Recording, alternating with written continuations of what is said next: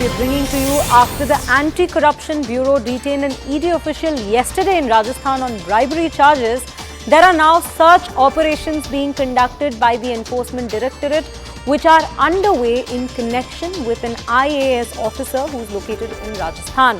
Now, additional Chief Secretary level officers and many other employees and private accused have come in the radar in the Jal Jeevan scam case. So these are the details that we are receiving with regards to this particular case. Remember, yesterday itself we were bringing you information with regards to an ED official having been detained for this, and now the search operations are continuing to take place, and this is with regards to an IAS officer who's also located in Rajasthan. And as far as details go, the Central Investigation Agency ED has conducted big search operations, and the search operation is going on at about 24 locations in Rajasthan.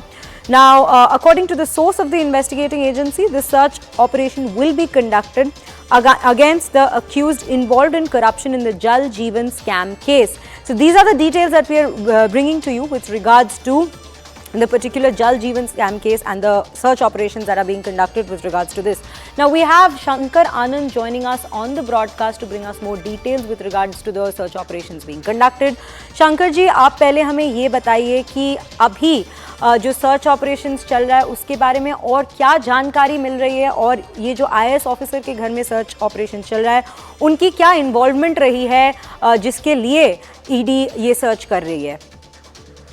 देखिए, इस वक्त में केंद्रीय जांच agency ED के द्वारा एक बड़े सर्च ऑपरेशन को अंजाम देते हुए राजस्थान के जयपुर और दौसा में तकरीबन 2 दर्जन लोकेशन पर इस वक्त में सर्च ऑपरेशन को अंजाम दिया जा रहा है।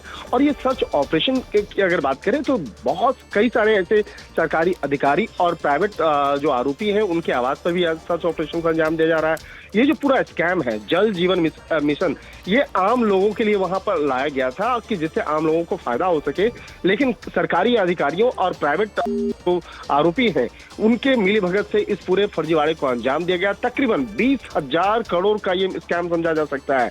और इस मामले में जिस तरह से सरकारी अधिकारियों की बात करें तो आज कई सरकारी अधिकारियों के खिलाफ सर्च ऑपरेशन को अंजाम दिया जा रहा है, जिसमें कि एक प्रमुख नाम है सुबोध अग्रवाल जो एक IAS अधिकारी हैं और इस वक्त में एडिशनल चीफ सेक्रेटरी पोस्ट पे कार्यरत हैं। तो इनके यहाँ भी सर्च ऑपरेशन को अंजाम दिया जा रहा है। मैं फिर से नाम बताना चाहूंगा इनका, सुबोध अग्रवाल जो IAS अधिकारी हैं और एडिशनल चीफ सेक्रेटरी पद पे कार्यरत हैं। इसके साथ ही कई अन्य जो आरोपी हैं जो प्राइवेट लोग हैं उनके आवाज पे भी सर्च ऑपरेशन को अंजाम दिया जा रहा है।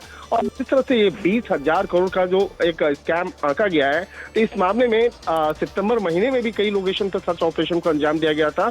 और उसी सर्च ऑपरेशन के दौरान में ये पाया गया कि कई सरकारी अधिकारी कि मिलीभगत से किस तरह से इस फर्जीवाड़े को अंजाम दिया गया, इस पूरे स्कैम को अंजाम दिया गया।